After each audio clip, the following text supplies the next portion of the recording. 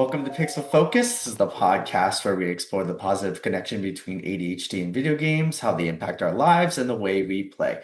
We're going to be diving into personal experiences surrounding the gaming and ADHD relationship, as well as what the research is uncovering about their relationship. Joining me today is Dr. Jennifer Park. She's an associate faculty member at Yale School of Medicine, whose research focuses on gaming, attention-related conditions, and behavioral addictions. Her work with digital environment studies how they influence attention, self-regulation, and overall well-being and trying to build healthier bridges between individuals and technology.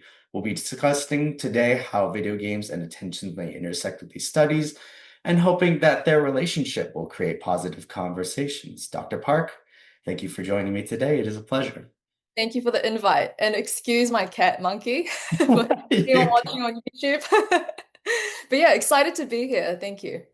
First, could you, for anybody that is not familiar with your work, tell us a little bit about yourself, like what brought you into your research, and maybe if it ever intersected with studies in ADHD? Yeah, of course. So currently I'm a postdoctoral associate at the Yale School of Medicine. So I'm doing research on gaming disorder, which is essentially an addiction to video games. And I've been conducting this line of work since I was actually 18 years old. So this was back in 2018. And fun fact about that period, it was a year or almost exactly a year before the World Health Organization officially accepted gaming disorder as a real mental health diagnosis. So it's been awesome to see the field grow because, as you know, video gaming is one of the most popular hobbies around the world, and it brings millions of people happiness, but also harm to some individuals who develop problems around gaming. So that is the demographic that I focus on.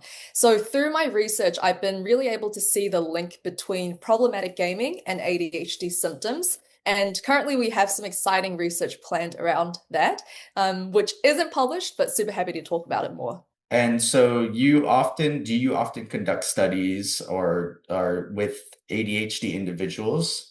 No, so that is a great question. I haven't specifically looked at just ADHD individuals, but I've Mhm. noticed that people with ADHD do have co-occurring concerns, whether that be depression, anxiety, or gaming. So naturally, because I do gaming disorder research, I found that through interviews or surveys or through things like clinical trials, most of my participants who have gaming disorder have some sort of co-occurring concern. And ADHD has really stood out to me as a key thing to address in that relationship between ADHD and gaming disorder. What was your initial draw to the topic of video games? Mm.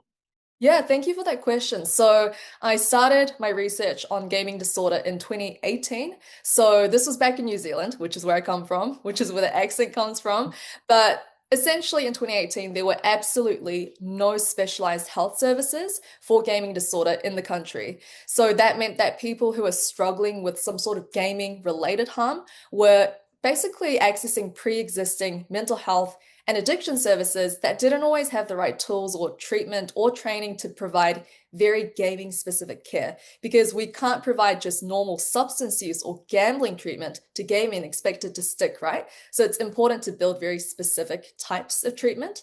So I joined the basically amazing community of research when it comes to behavioral addictions in 2018, and I haven't left since. And we've been developing various different types of treatment to address all levels of need because gaming disorder really exists on a spectrum. Some people have very low to moderate severity, and some people have very high severity. So, making treatments that can really work for anyone, anytime, anywhere. When we go into the discussion of video games, there are plenty of types now. I mean, there's you can access it through VR. There's different types of genres of video games. Do you are in your research, can you tell me, is there particular games that seem to tailor or benefit to individuals more than others? Like maybe even talking about individuals with learning intensive abilities, so like ADHD or maybe other mental health issues. Yes, that's a great question. The one that I can think of is there's been emergence of serious video games. So that's just a term that's used to describe any type of video game that specifically is designed to target the health of individuals. So in the kind of topic of ADHD or other topics like depression, anxiety, it would be a video game that kind of therapizes and provides support for those symptoms, like ADHD symptoms, like inattention. So with those things, I have looked at the literature, and it looks like the reviews that have reviewed serious video games for ADHD do show promising results. So in terms of decreasing things like, key symptoms of ADHD, like inattention, hyperactivity, impulsivity, but also related concerns like emotional dysregulation and executive functioning could potentially be improved through things like therapeutic video games. But I do want to mention that there is a key distinction between serious video games and normal, just commercial video games that we can think of, because serious video games, since they are technically therapeutic, have a really kind of set time frame or a set time constraint. So something that makes normal video games very addictive is the time limitless component, but a serious video game has a time limit, like an individual only plays for 30 minutes a day, meaning that they can't exceed that amount and potentially have addictive side effects from it. Another key distinction is with serious video games, I've noticed that there are less rewarding components to it because that's also engaging, but at the same time, very addictive. And also the absence of in-game gambling mechanisms. So you might have heard of things like loot boxes and other types of in-game gambling mechanisms. Of course, we do not want therapeutic video games or any type of serious video games to have that sort of gambling component, because for individuals with ADHD, but also individuals without ADHD, loot boxes can really lead to impulsive spending that can be quite detrimental. So that convergence between gaming and gambling should be addressed when it comes to developing video games for therapeutic potential. So the good thing is with serious video games, there isn't that gambling component. And for listeners who might be curious about what loot boxes are, it's essentially a box or a crate that's virtually within a game, and you can use in-game currency or real-world money to open up the box. And what makes it a gambling opportunity is the contents within the box are completely randomized. And typically it's things like skins for your avatar, so you can be, more attractive or show your social status within a game, or it can be things like a weapon, which really allows you to perform a little bit better within the game. So it can be very attractive for not only individuals with ADHD, but also people without as well. Right. So the difference between the serious video games and normal video games, that's actually really interesting. Do you think there's a time constraint that keeps the individuals who participate in serious video games from overextending their time with the game versus normal games, which try to promote that consistency or that need to play more, right? Yeah, that is a tricky question. And to be honest, I'm not sure when it comes to serious video games, like what is the sweet spot when it comes to time limits. I have seen 20 to 30 minutes. There is one FDA approved serious video game, and I think that is around about the time that they do a day. But when it comes to normal video games, there is really no right or wrong answer, because looking at the previous 10 years of gaming disorder literature, there was a number kind of used and thrown around saying 30 hours or 35 hours of gaming per week equals behavioral addiction to gaming disorder, to gaming. But now we know that's not the case, because some people can exceed that time and still not meet the diagnostic criteria for gaming disorder. Because the most important thing isn't really about how much you game in terms of hours, it's more about the negative consequences to your life. So it's very contextual. Right. So it's the studies are focusing less on the time approached on the video game, which I mean might still be a factor of concern, And yeah. but it's focusing more on how it impacts real life activities, like how studies into how video games affect children or adolescent education or duties or activities, correct? Exactly, yeah.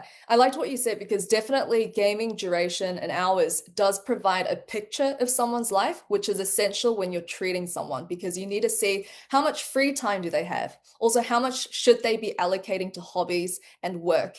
And if they're not able to prioritize those more important aspects of their life and instead prioritizing gaming, that's maybe when an intervention should be introduced, depending on if the person actually wants an intervention in the first place. We talked, so the topic on serious video games used the term therapeutic. I actually wanted to hear your opinion on video games as therapeutic tools for ADHD. Have you ever heard of Endeavor RX? Yes, I have. Yeah. I think that's the FDA approved one. Yes, yes. I believe it's kind of designed like a mobile game, but it has aspects that appeal to ADHD. I wanted to hear your opinion on using video games as therapeutic tools in the future.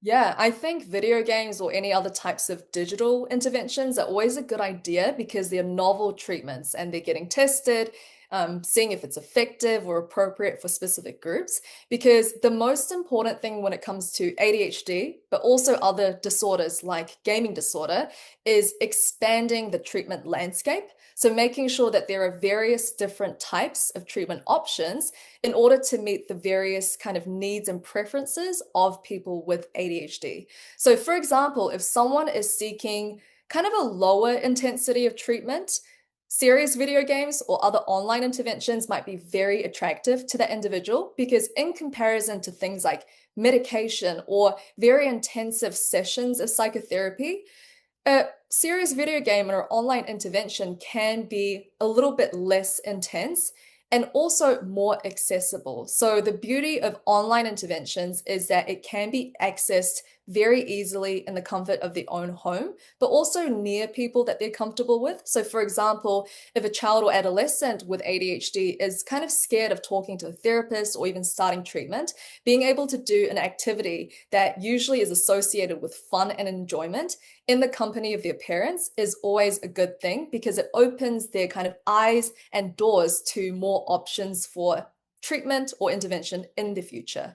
And I think overall online interventions are good because it removes lots of barriers to access. So reducing costs, reducing barriers of having to drive to in-person treatment, but also reducing stigma because ADHD still is kind of a difficult thing to talk about for a lot of individuals. How do you see these games or video games just in general like evolving in the future of ADHD treatment or support? Oh, yeah, that's a great question. And I think when it comes to concerns around that first, I think the biggest thing is boredom. Because if you think of people with ADHD and people who game and have ADHD, you might find that they switch between different games and also different genres of games very frequently because they're seeking a different type of experience or different type of reward or storyline. So the same thing could apply to serious video games where someone might become bored of the one that they have. But the problem is they're not able to easily jump across different serious therapeutic video games because they don't really exist. So as we talked about, there's one FDA approved one, and there have been several researched and published on, but not all of them are very easily accessible, and not all of them are the most user friendly. So I think that's another important thing to improve on in terms of future treatments being user friendly and attractive so people actually stay engaged and use it. But I imagine with the increase of online interventions in the future, people are going to lean more towards wanting very personalized and individualized interventions. And I feel like AI will definitely play a big part in personalizing interventions because, depending on someone's age, their culture, gender, their preferences will be completely different and they might overlap too. So individualization is quite important. This might lean more into your study, actually, but it is an important question to cover, especially considering that no great talk about positives really goes well without underlining at least the baseline negative. So, gaming has had a history, of course, of overuse and addiction. In your opinion, where do you see the possible line between beneficial play and harmful overuse? Oh, yeah. I think with people with gaming disorder, the line between healthy gaming and harmful gaming is very difficult to set because some people do jump between those. As I said, like gaming disorder kind of lies on a spectrum, but typically they show three key symptoms of gaming disorder for around 12 months to be diagnosed with gaming disorder. So these are criteria that I'm going to base on the World Health Organization's classification of gaming disorder. So that includes things like loss of control over gaming, but also prioritizing gaming over other activities and responsibilities in life. But also, I think the most important thing, and the thing that maybe clinicians and researchers should use as an anchor, is gaming despite negative consequences. So if the person is gaming, even though they're not eating properly, missing out on school or work, not really hanging out with friends or engaging with family, but they're continuing to game or escalating gaming, that is a key symptom of gaming disorder. And the topic of escalation is a bit interesting because some people think maybe it's just about increased hours and duration of gaming. But there has also been a lot of discussion about how that could also be about increased intensity of gaming. So, more intensive, engaging games. Like it does make sense because the most addictive types of games are first person shooter games. Also, things like massively multiplayer online role playing games or battle arena games. How do you believe that parents can approach this topic? Do you have any advice to them in like the creative healthy balance? Like if they see their child, if they know their child has ADHD, but they're worried about moving forward with them gaming, especially because now gaming is really accessible. And as you mentioned, it's one of the most popular forms of media to embrace. How would you advise them on this approach? Yeah, I think healthy balance is such a good term to use there because it's not really about banning video games. It's not even about telling them to stop or reduce. It's about kind of building healthy routines around them. So I've had participants who want to cut down just on a couple of hours, and that's completely okay. So they're able to prioritize other important aspects of their life. But I've also had some participants who want to go completely cold turkey, so 0 hours of gaming, period. And that's completely okay too, because I think behavioral change is all about choice. And when they make that choice, they should be supported very well to achieve behavioral change. But it's easier said than done because behavior change is very difficult for many individuals. So, in the context of parents thinking about children and adolescents, youth might find it very difficult to cut down on gaming, and then they might feel quite discouraged when they're not able to cut down. So, for parents, it might be important to emphasize that this struggle is not a personal failing because number one, games are very carefully designed to be addictive. And number two, behavioral change itself is very difficult, even if someone has the intention to cut down. So, there's a scientific term for it called the intention behavior gap. So, basically highlighting these various factors could stop the child or the adolescent from blaming themselves because it's not entirely their fault. And it can also open the doors to more practical steps forward. So, in the literature, some common techniques that have been used is by setting really clear goals. So, what are your motivations to change? What are your reasons to change? And what goals have you set in terms of the hours of gaming that you're going to do per day? Maybe for like the next 28 days. And then through that period, it's important to build the skills and the confidence to change. And lastly, maybe the most importantly, is having a really realistic plan for gaming reduction to stick to for a period of time. Because as we talked about, change is very difficult, but it is possible with the right type of support and the right type of plan. And I do want to quickly mention if parents are potentially interested in using more novel types of treatment like serious video games, it is important to be cautious of using them and really offering them as a way to improve ADHD symptoms because it is important to try out the game yourself, also consult doctors, researchers to see what works for the child. Okay, so you think that there is a need to make sure that the approach is understood by the parents before pushing it onto adolescents as a form of treatment, right? Yes, just because it's such a new kind of topic of treatment Right. and it's not researched as much, so might be good for the parent to try out themselves. It's quite similar to the approach of a lot of therapists telling the parent it might be a good idea for you to actually try out the game that your child is addicted to, just so you can see the ins and outs of what the game is, and also talk positively about it, but also highlight the addictive sides of it themselves. So, really involving the child and the game and the parent all together. Thank you so much for all of your answers. Actually, that was actually a really wonderful Thank you. approach to the topic. Of course, I must give a huge thanks to Dr. Jennifer Park for sharing her story and perspective on this topic. There was a huge takeaway from this episode. I feel like a lot of what I was able to cover with other interviews was amplified. Like there was a really great gradual ladder with the interviews that I took that really led to Awesome. this one. I felt like a lot of the questions that I wanted answered were pushed all the way to this point, and you did a really good Oh, job of helping me understand a lot about both your research and your perspectives on it. So thank thank you. you. Thank you so much. I'm glad to hear that. If you enjoyed this episode, please be sure to follow and share it with someone you feel might benefit from it. I'm sure there are plenty. There are other interviews you can also look forward to behind if you look forward to my social media and any other platforms. And if this topic interests you or you have your own story to share, feel free to email me or contact me about it.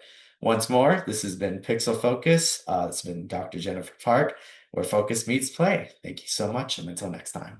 Thank you. Thanks for watching the Pixel Focus podcast. If you enjoyed that episode, please consider liking and subscribing for more content like this. Be sure to check out our socials and other podcast episodes.